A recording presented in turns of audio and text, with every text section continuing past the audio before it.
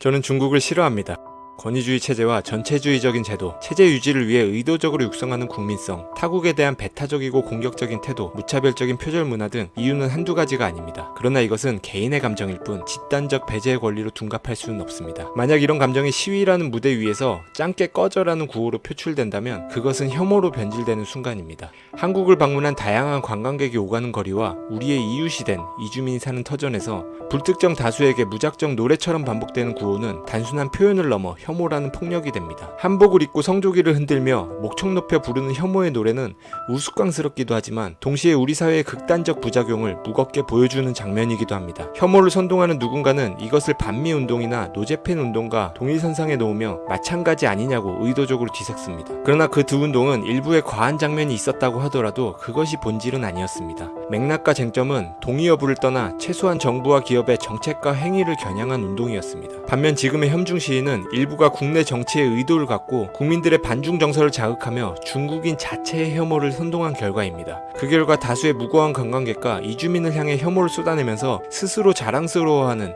못난 모습들이 만들어지고 있는 것입니다. 혐오는 단순한 분노의 표출이 아닙니다. 진화 심리학은 우리가 왜 혐오에 이토록 쉽게 빠져드는지 설명합니다. 원시의 뇌는 낯선 물이나 빠른 움직임을 본능적으로 위험하다고 판단하도록 설계되었습니다. 확인하고 검토하는 느린 판단보다 일단 도망치고 거부하는 빠른 반응이 생존에 유리했기 때문입니다. 이 편향은 수십만 년 동안 인간의 유전자에 각인됐습니다. 문제는 오늘날 그 본능이 더 이상 맹수나 천적을 향하지 않는다는 것입니다. 대신 이웃과 타인, 그리고 인터넷 속 집단에게 작동합니다. 안전한 환경 속에서도 불안이나 스트레스가 높아지면 뇌 속의 편도체는 미묘한 차이를 과도하게 위협으로 인식하며 즉각 반응하게 됩니다. 전전두엽이 뒤늦게 상황을 검토하려 하지만 이미 감정은 폭발해버린 상태입니다. 그래서 우리는 먼저 싫어하고 그 뒤에 이유를 꾸며냅니다. 여기에 도파민 회로가 개입합니다. 욕설과 조롱은 일시적인 쾌감을 줍니다. 집단적으로 구호를 외칠 때 분노는 일종의 술처럼 취하게 만들고 값싼 마약처럼 반복을 부릅니다. 공존과 이해는 느리고 귀찮습니다. 반면 혐오는 빠르고 달콤합니다. 그래서 혐오는 술보다 빠르고 마약보다 싸고 더 쉽게 중독됩니다. 원시의 뇌가 이렇게 혐오에 취약하도록 설계되었다면 오늘날의 사회는 그 본능이 더욱 빠르고 왜곡된 방식으로 발현되도록 구조가 짜여져 있습니다. 디지털 네트워크와 미디어 환경은 개인이 즉각적으로 반응하게 만들고 그것을 집단적 무대로 전환하는 데 특화되어 있습니다. 디지털 환경은 즉각성과 반복성을 제공합니다. 글과 영상이 순식간에 쏟아지고 같은 자극이 무한 반복되면서 뇌는 단순하고 즉각적인 반응에 길들여집니다. 익명성은 책임없는 발언을 허용합니다. 얼굴을 드러내지 않는다는 사실은 현실에서 차마 하지 못할 극단적 표현을 손쉽게 끌어내게 만듭니다. 알고리즘은 분노와 자극을 붙잡아서 늘어뜨립니다. 플랫폼은 체류 시간을 이윤으로 전환하기 때문에 갈등적이고 혐오적인 컨텐츠를 우선적으로 퍼뜨립니다. 밈과 유머는 혐오를 농담으로 포장합니다. 웃고 넘기는 이미지와 패러디 속에 혐오가 스며들며 저항 없이 공유되고 소비됩니다. 다수의 동의는 착시를 일으킵니다. 수천 개의 댓글과 높은 조회수는 개인의 감정을 사회적 상식처럼 보이게 만들고 그 착각은 다시 분노를 정당화합니다. 열려있는 것처럼 보이지만 사실상 폐쇄적 정보 환경은 이를 더욱 강화합니다. 사람들은 익숙한 의견과 정보에만 머물고 알고리즘과 커뮤니티는 그 울타리를 더 단단히 닫아버립니다. 그 안에서 사고의 편향이 심화되고 정서는 더 극단으로 쏠리게 됩니다. 결국 혐오는 더 이상 개인의 속삭임에 머물지 않습니다. 디지털 공간에서 증폭된 감정은 모니터를 뚫고 흘러나오고 선동이 더욱 쉽게 작동할 수 있는 토대가 됩니다.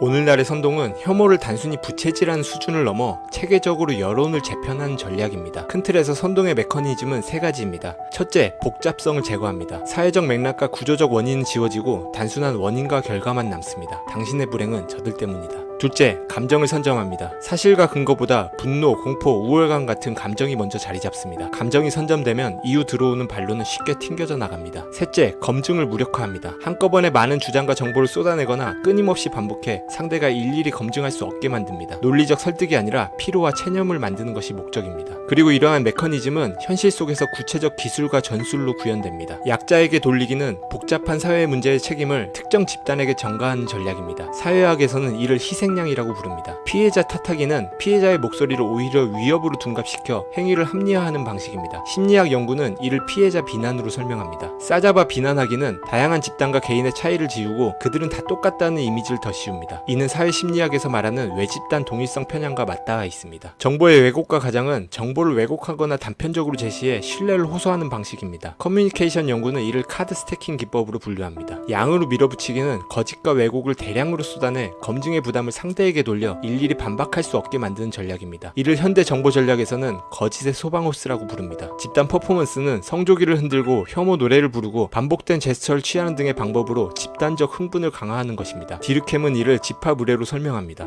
하나로 묶이는 우리 편이 곧 선이라는 간판을 내걸고 이탈하는 순간 배신자로 낙인을 찍습니다. 사회심리학은 이를 정체성의 융합이라 부르며 극단주의 집단은 이를 동원해 활용합니다. 물타기는 본질적으로 서로 다른 사안을 억지로 같은 범주에 묶어 문제의 맥락을 흐리는 방식입니다. 혐중 시위를 반미운동이나 노제팬 운동과 동일시해서 구조적 정책 비판과 혐오를 의도적으로 뒤섞습니다. 이는 의도적 혼동이라고 불리며 선동에 대표적으로 사용되는 기법입니다. 이 기술들만 기억해도 누구나 혐오 선동의 달인이 될 수 있습니다. 이 원리는 히틀러의 라디오, 르완다 학살 주도자들의 방송국, 그리고 오늘날의 디지털 알고리즘으로 전파됩니다. 기술은 달라졌지만 방식은 그대로입니다. 결국 선동은 감정을 먼저 점유하고 검증의 부담을 상대에게 떠넘기는 방식으로 작동합니다. 선동의 기술은 이렇게 단순하면서도 강력합니다. 그러나 모두가 똑같이 휘둘리지는 않습니다. 결국 문제는 이런 기술을 얼마나 비판적으로 걸러낼 지적 자원과 사고 습관이 형성되어 있느냐에 달려 있습니다. 그래서 누군가는 혐오에 빠져 허우적대고 선동에 휘둘리는 이들을 보며 진지하게 묻습니다.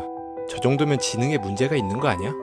저는 솔직히 그럴 가능성이 높다. 하지만 아닌 경우도 있다고 말씀드립니다. 낮은 지능은 복잡한 사회적 맥락을 이해하지 못하고 단순한 인과관계에 집착하게 만듭니다. 내 불행은 저들 때문이다. 심리학은 이를 인지적 단순화 경향으로 설명합니다. 그러나 지능이 높다고 해서 안전한 것은 아닙니다. 주로 정서적인 문제를 이유로 혹은 정치 경제적 이득을 위해 혐오를 수단으로 사용하기도 합니다. 이 경우 각종 혐오와 선동을 위한 기술을 사용하거나 데이터를 교묘하게 동원해 차별을 정당화하는 데 사용합니다. 나치가 과학과 통계를 끌어와 반유대주의를 합리화한 것처럼 오늘날의 혐오 선동가들은 왜곡된 언어와 데이터로 혐오를 정당화합니다. 사회학은 이를 도구적 이성이라고 부릅니다. 목적 달성을 위해 수단만 계산하고 옳고 그름을 배제하는 방식입니다. 또한 지능과 무관하게 인지적 게으름은 누구나 빠지기 쉽습니다. 깊이 생각하기 싫어서 단순한 구호나 요약에서 안도감을 얻는 것. 심리학은 이를 인지적 구두쇠라고 부릅니다. 그러나 사고의 게으름이 반복된다는 것은 뇌의 보상체계가 즉각적 보상만을 요구하면서 이성적 기능이 약화되고 있다는 의미이거나 이미 인지적 퇴화가 이루어진 결과일 수도 있다는 것을 주의해야 합니다. 결국 혐오와 선동은 결핍, 오용, 게으름이라는 세 축에서 성장해 서로가 만나는 것입니다. 그래서 혐오와 선동은 어느 한쪽의 문제가 아니라 사회 전체의 사고 습관과 지적 환경의 문제이기도 합니다. 더 나아가 혐오가 강화되면 뇌는 복잡한 설명을 회피하고 단순하고 폐쇄적인 이야기만을 선호하게 됩니다. 이때 바보 같은 음모론조차 매력적인 출구처럼 작동합니다. 결국 혐오와 음모는 서로를 강화하면서 인지적 퇴화를 가속화하는 악순환을 만들게 됩니다. 혐오와 선동은 그렇게 본능과 구조를 동시에 파고듭니다. 따라서 막을 수 있는 방법도 개인과 사회 모두에서 마련되어야 합니다. 개인 차원에서는 세 가지가 중요합니다. 첫째, 공감 능력입니다. 공감은 동의가 아니라 이해를 위한 것입니다. 정서적 공감은 상대의 감정을 공유하는 근원적인 힘이지만 과하면 번아웃이나 내 집단 편향으로 이어집니다. 인지적 공감은 상대의 입장에 대한 논리적인 확장이지만 과하면 계산적인 태도가 될 수도 있습니다. 이 두 가지를 균형 있게 다루는 훈련이 필요할 것입니다. 둘째, 비판적 사고입니다. 주장의 출처와 근거 그리고 의도를 확인하는 습관은 선동의 단순한 논리를 무너뜨리는 가장 강력한 도구입니다. 하지만 비판적 사고가 지나치면 냉소와 불신으로 흘러갈 수 있습니다. 단순히 의심하는 게 아니라 반증을 찾고 상대 논리를 직접 재구성해보는 방식이 균형을 잡아줄 것입니다. 셋째, 건강한 무관심입니다. 모든 자극에 반응하지 않고 불필요한 분노를 흘려보내는 힘입니다. 하지만 이것이 게으른 냉소나 수동 공격으로 흐르면 또 다른 혐오가 됩니다. 고프만이 말한 시민적 무관심처럼 지나친 간섭은 피하면서도 기본적 존중을 유지하는 태도가 필요합니다. 이 세 가지는 모두 쉽지 않고 언제든 왜곡될 수 있습니다. 공감은 편향을 오히려 강화할 수도 있고 비판적 사고는 냉소로 흐를 수 있으며 무관심은 무책임한 회피가 될 수도 있습니다. 따라서 갖추는 것 자체가 중요한 게 아니라 상황에 맞게 균형을 잡아야 하는 어렵지만 꼭 필요한 습관입니다. 사회 차원에서는 제도적 마찰이 필요합니다. 플랫폼 기업은 혐오 확산에 제동을 걸어야 하고 시민사회는 사실검증과 수기 문화를 강화해야 합니다. 빠른 분노의 경제에 느린 비용을 심어야 합니다. 즉각적 쾌감을 제공하는 혐오 대신 공동체적 성찰이 시간을 벌어줄 것입니다. 혐중 시위는 평범한 외교적 반대가 목적이 아닙니다. 그것은 지능의 결핍과 사고의 게으름, 계산된 선동, 그리고 디지털 기술과 온라인 문화의 구조적 힘까지 결합해 만들어진 사회 현상입니다. 모니터 속에서 증폭된 혐오가 광장에서 재현될 때 우리 사회는 집단적으로 퇴화합니다. 우리 모두는 지금 선택의 기로에 서 있습니다. 혐오와 선동의 달콤하고 쉬운 길을 따를 것인가, 아니면 지혜와 공존의 어렵지만 필요한 길을 걸을 것인가. 혐오는 농담처럼 다가오지만 결국 사회 전체를 집어삼키는 불길로 번져나갈 것입니다. 저 역시 중국이라는 국가를 여러 가지 이유로 미워합니다. 그러나 짱깨 꺼져라 따위의 언어를, 그것도 온라인이 아니라 사람들 앞에서 외칠 수 있는 사회가 결코 허용되어서는 안 됩니다. 그것은 건강한 비판이나 표현의 자유가 아니라 집단적 배제를 정당화하는 매우 심각한 폭력이자 사회적 태행이 될 것이기 때문입니다.